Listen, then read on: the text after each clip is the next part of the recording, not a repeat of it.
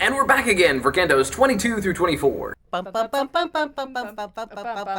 It's Inferno, ba-da-dum-bum.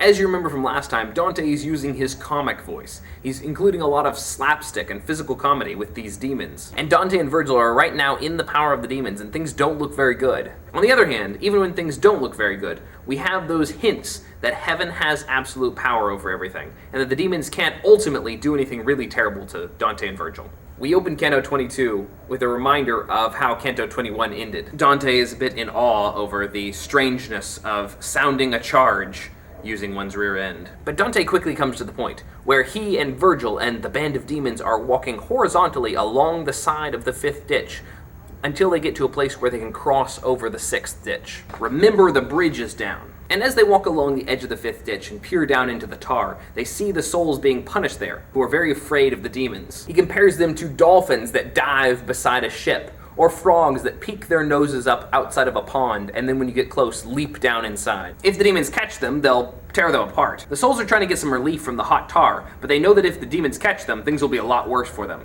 So they try to poke their heads up, but as soon as the demons come near, they dive back down. One of the sinners isn't fast enough, and he gets hooked and dragged up to the surface. The demons want to tear him apart, but Dante and Virgil ask first if they can talk to him for a minute and get some information out of him. "Master," I said, "I wonder if I may learn who he is, this luckless miscreant hanging helpless before his enemies this way. Please speak to him." And so the demons allow them to talk to Ciampolo for a few minutes. Ciampolo describes his life and tells a bit about the other souls down in the tar, pointing out specifically the Italians. But soon, because of the threatening glances of the demons, he says he won't talk anymore. But then he offers them a deal. "If it's Lombards that you'd like to hear or see, or Tuscans," the frightened soul began to say, "then let me call for them, and here they'll be. Let the evil claws drop back a little, so the souls won't fear the things that they might do. Just one of me sitting here, and here I'll stay. Make sure that the 7 souls come out for you when I whistle. That's the way we do it when one of us gets free from the hot glue." So he tricks the demons into thinking that he'll summon some more souls up, giving a secret whistle to tell them that the coast is clear. So the demons run back behind an outcropping to hide until the other souls come up, but instead of calling his friends, Ciampolo dives into the tar. What follows is more of that slapstick physical comedy. Arr, I'll get you yet! They were all mortified at their disgrace, and most of all the one who had caused the error. "You're caught!" he called as he started to give chase, but his flapping wings could not outdistance terror. The one dove in, and the other had to go, looping swiftly upward as the pitch came nearer, like an angry falcon, left with nothing to show for his efforts when the wild duck he pursues eludes him with a rapid plunge below.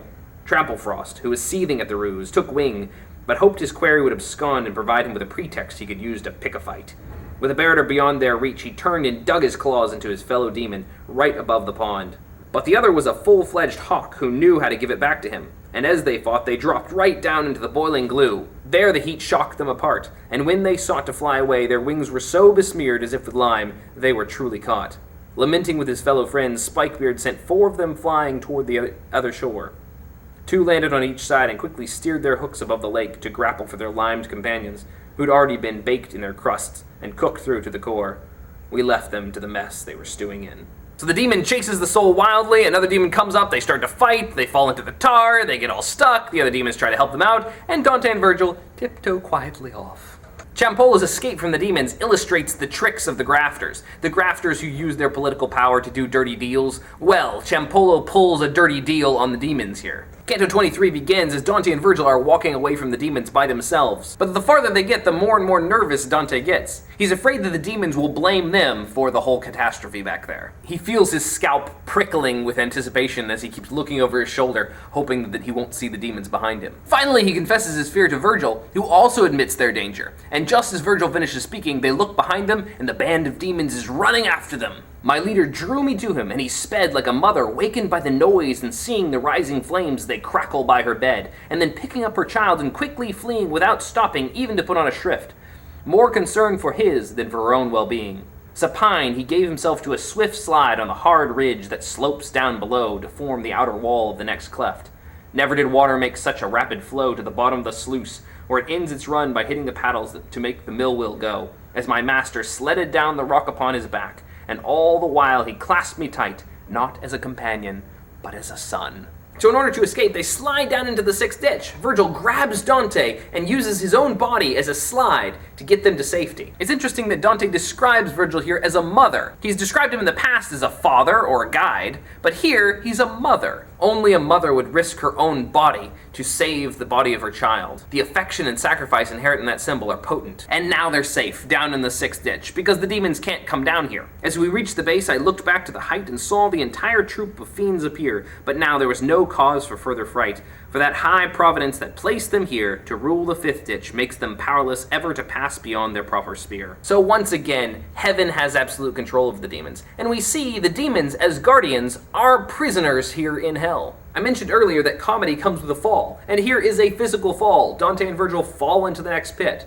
But they're also out of danger now. They're away from the evil claws. But they're still stuck in the sixth ditch, which is going to be a problem. But while they're here, they go ahead and they observe the souls who they come in contact with, and notice the Contrapposto. Below, there were painted people in distress, weeping and trudging slowly, with an air of great oppression and great weariness. Large cloaks were worn by all the sinners there, with cowls that hid their eyes, and cut like those that are fashioned for the Cluny monks to wear. Though the eye was dazzled by these gilded clothes, they were lead inside, and set so heavily they made the ones that Frederick would impose seem straw, a weary cape for eternity. So the sinners down here are the hypocrites, and their Contrapposto is to wear these cloaks of lead that are gilded on the outside. They're beautiful and ornate, but on the inside, they're full of hot lead. The Contrapposto here is pretty evident. They look good on the surface, but underneath is not so good. Also, the idea of hypocrisy could easily be associated with the idea of covering up what's truly underneath, which is symbolized here by the robe. As Dante and Virgil are talking, they're overheard by a couple of jolly friars who recognize their Tuscan accent. This is Catalano, who was a little bit too jolly as a friar. And Dante's right about ready to chastise them, but before he can, he sees a strange figure lying on the floor. My eye was caught by someone nailed right into the ground with 3 stakes, crucified. He began to writhe when he saw me and exhaled great sighs into his beard. Catalano, carefully observing, said, "The one who was impaled advised the Pharisees that it would be expedient that one man be made to die in order that the people might go free. And just as you see before you, he must lie naked and stretched in the middle of the road under the weight of each one who passes by." This is Caiaphas. He's the high priest who ordered Jesus to be crucified. And also, he said that it's better for one man to die than the whole nation. In the context, he was thinking about how Jesus' teaching was stirring up the Romans and going to make them take away all of the Jews' power. He was hoping to save his nation by sacrificing Jesus. But of course, we read into it the idea of Jesus being sacrificed for all people. The imagery of the crucifixion is being parodied here. Jesus is crucified to bear the weight of all the sin of the world.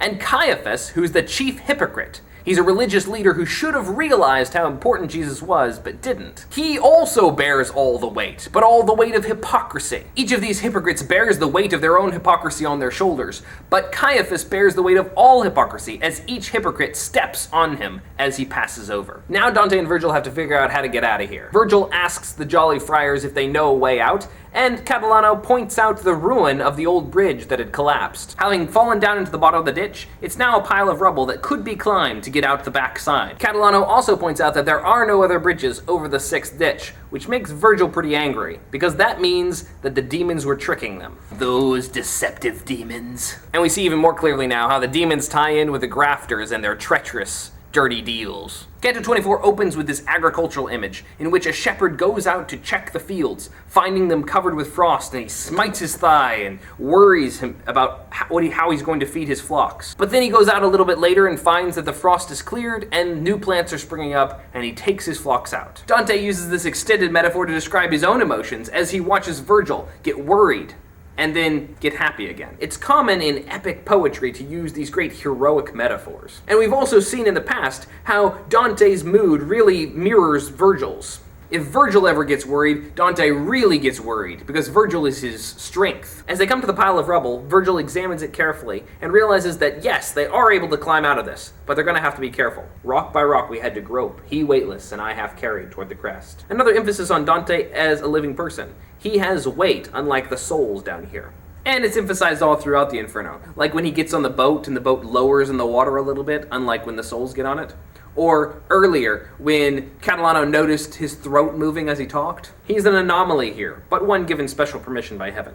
Dante points out that it's fortunate that this side of the ditch is lower than the other side, because the entire thing is on a slanted plane. He says there's no way he could have climbed out on the original side that they slid down in. As Dante climbs up, he's become exhausted, and he says, "My aching lungs had been so milked of air when I finally reached the top that I had to sit, feeling unable to go on from there."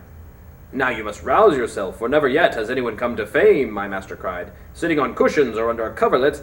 He who consumes his life when he has died without fame leaves the world with the impress of smoke in the air or foam upon the tide. Rise, let your soul overcome your breathlessness, for unless the heavy body lets it fail, the soul will always prove victorious.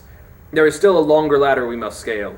It is not enough to have left the rest, and so act for your good if you know what these words entail." This might sound a little bit like Brunetto Latini. Virgil is focusing Dante on fame and glory, but he's also emphasizing the difference between the soul and the body. The soul may have strength where the body feels ready to fail. He's inspiring Dante to seek the goal and to not listen to his body, but to push himself with his inner soul and his spirit. It's like the idea when you're playing a sport and your body just feels like giving out, but somehow you find something inside of you to keep driving. And immediately after this, Dante epitomizes the idea of faking it till you make it. He doesn't feel like going on, but he tries to keep faking it to make it seem like he's strong enough. Then I stood up and said, with greater show of breath than what I really felt within, "I'm strong and I'm ready. Let's go." So we took up our journey once again. The ridge was narrow, difficult, and rough, much steeper than the previous one had been. I was talking as I walked to give up the bluff of vigor, when a voice with little skill in forming words came from the nearby trough. So Dante is talking, chatting, to try to make it seem like he's strong enough to actually pull this off. All of this emphasis on action, on going for glory, on ascending the hill, it all ties into a new voice, the epic voice. We're talking heroism here. And when Dante doesn't understand what's in the seventh ditch as he looks down inside of it, we get more of this heroic imagery. Although I had reached the high point of the hill made by the arch, I could not tell what was said, and I sensed the speaker was not standing still. Because of the darkness, even my riveted eyes could not see the bottom of the ring. So I said, "Master, let us walk ahead and descend the wall, for I am listening without understanding what I hear, and I am looking without seeing anything." Dante doesn't understand. So what's going to make Dante understand this time? He said, "A right request should be followed by the deed itself, without words embellishment. And so the doing is my sole reply." Let's stop talking, let's have some action! So they descend down a little bit to see what's in this pit, and there they see more snakes than you could ever imagine, more than any other country you've ever seen. The Contrapposto of the Thieves. I'm gonna save that one for next time when we really explore the infernal metamorphosis. So until then, see you later.